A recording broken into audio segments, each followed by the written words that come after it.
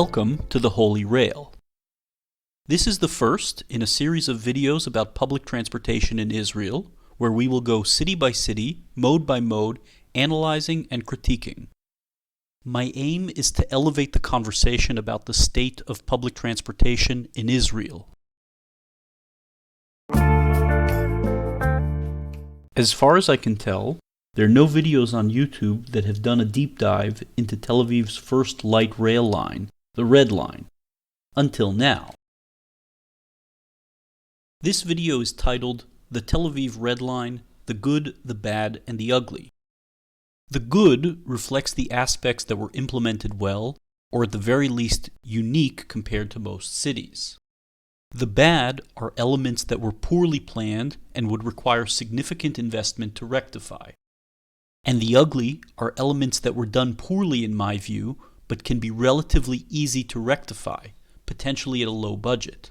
The low-hanging fruit, if you will. But before that, what is the Red Line? Opened in August 2023, the Red Line is Tel Aviv's first mass transit line and is a mixed light rail with a significant underground segment. Light rail usually implies an urban rail system which travels at grade and has street-level crossings with other modes of transportation, such as cars and pedestrians. The underground segment functions more like a metro, with underground stations and no contact with other modes of transportation. This is similar to other mixed light rail underground systems, such as Boston's Green Line, Frankfurt, Stuttgart, The Hague, and others. The Red Line connects Tel Aviv-Yafo with four of its suburbs, Ramat Gan, Bnei Brak, and Petach Tikva to the east, and Bat Yam to the south. These five municipalities have a combined population of nearly 1.3 million people. The central underground segment is 12 kilometers long with 13 stations, resulting in an average station spacing of 1 kilometer. This segment has a general northeast-southwest orientation. It goes underneath central Tel Aviv, as well as all of Ramat Gan and Bnei Brak. All underground stops and stops on the edges of the underground segment have platform screen doors. On the northeastern side, the underground segment splits into two branches. One branch continuing along Jabotinsky Avenue in Petach Tikva, and one branch terminating at Petach Tikva Kiryat Aryeh train station, where it is an interchange with Israel Railways, the commuter rail system. The eastern at-grade branch is over 3 kilometers long with 6 stops, giving an average of half a kilometer between stops. This branch terminates at the Petach Tikva Central Bus Station. The southern at-grade branch is 8 kilometers long and adds another 15 stops, also with an average of half a kilometer between stops. This branch goes along Jerusalem Avenue in Yafo and various main streets in Bat Yam before terminating at Bat Yam's southern tip.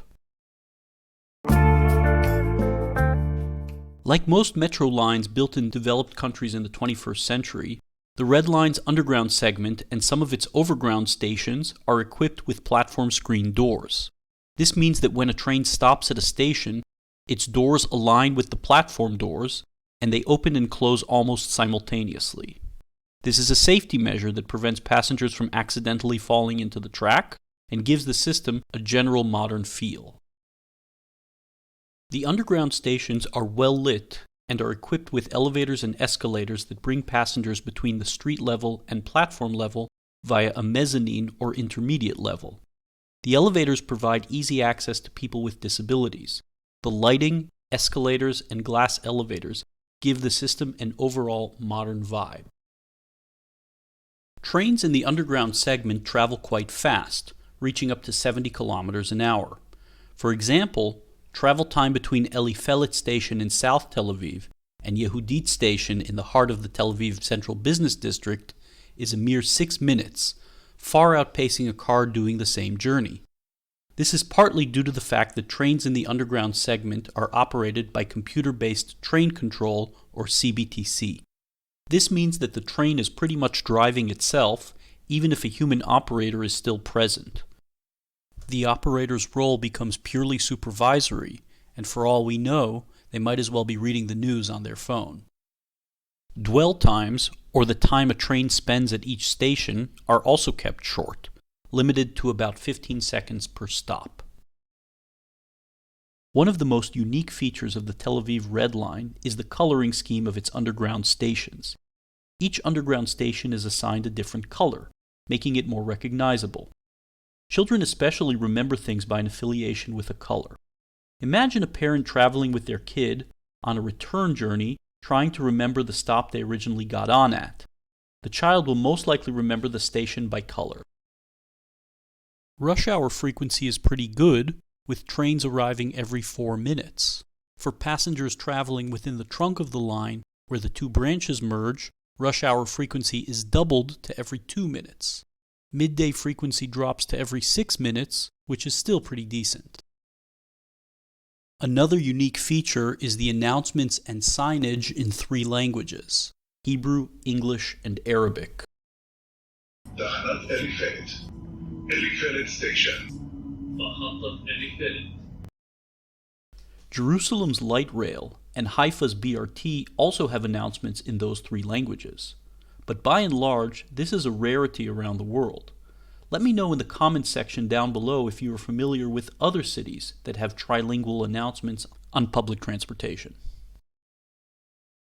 While the 8 years of construction were a mess, the outcome has done wonders for urban renewal, especially in Yafo.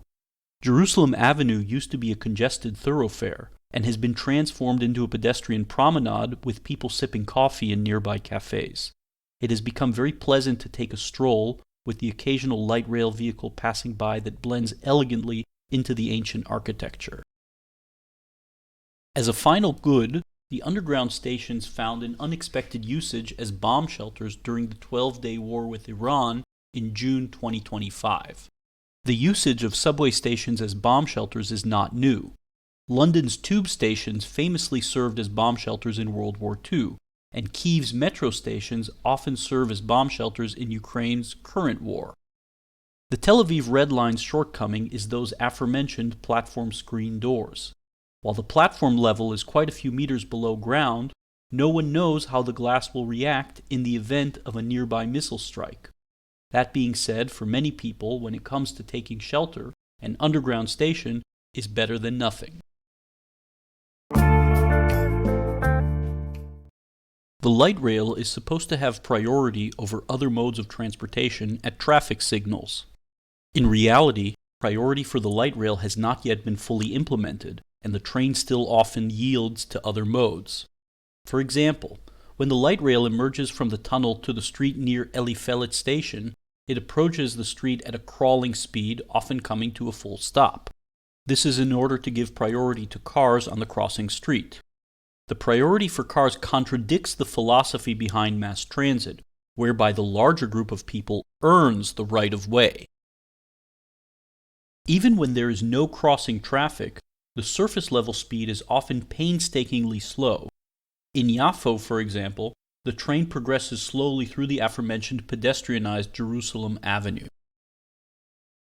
The surface level stations along Jerusalem Avenue in Yafo have a uniquely odd feature: a bike path right in the middle. This causes an awkward and even dangerous situation where passengers exiting the train might immediately encounter a cyclist approaching them from the side at a high speed as they take a few steps. This bike path was added as an afterthought to the original plan. In my view, the bike path should be moved to one of the sides of the line rather than going in between the 2 directions of track. Most underground stations follow a similar layout. Passengers enter, descend to a mezzanine to validate their fare, and then descend further to the platform level. In some stations, such as Allenby, the mezzanine presents a challenge. The path from surface to platform feels unnecessarily long, often involving a series of forced left-only or right-only turns that can leave riders slightly disoriented. It also nudges riders towards using the elevators, which are conveniently placed near the validators. A simple improvement would be to add validators closer to the escalators. Despite the trains being modern, they have relatively few doors compared to other light rail vehicles around the world. Each 70-meter train has only 8 doors, meaning one door serves roughly 9 meters of train. Around the world, a door every 5 meters is more typical. Worse still, the ends of each car lack doors entirely, creating bottlenecks during boarding and alighting. Passengers often board before others can exit, the opposite of what should happen. Adding doors would require a significant investment in both rolling stock and platform screen doors, but would be well worth it. It might potentially cut dwell times and would certainly reduce passenger stress. Connectivity between the Red Line and Israel Railways, the national and commuter rail service, is abysmal. The main transfer point, Tel Aviv Central or Savidor station, requires a 450-meter walk between modes. Transferring passengers must cross several arterial roads where traffic signals favor cars over pedestrians. The path itself is indirect due to the station's layout. I measured nearly 4 minutes at a brisk pace, and that was just to reach the station entrance. Ironically, railway platforms come within 70 meters of the Red Line, but not where the station is actually located.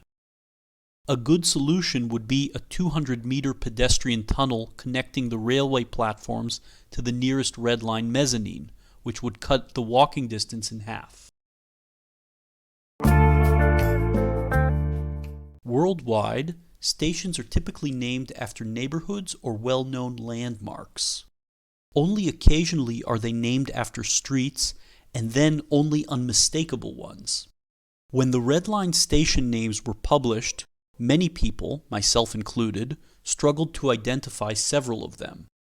This stemmed from a policy by Neta, the authority responsible for the system, of naming stations after the nearest perpendicular street. This policy led to some odd choices, such as Elifelet Station, a particularly bad example. Named after a relatively unknown tertiary street, it sits where Hamesilah Park meets the sea, adjacent to the historic Ottoman train station. A name like Hamesilah Park or Mitcham HaTachana would be far more intuitive. Similarly, Yehudit should be Sarona, Shaul HaMelech should be Azrieli Midtown, and Abba Hillel would be better known as the Diamond Exchange. The list goes on. Neta, this deserves another look. The sound of train doors opening at each station is downright unpleasant.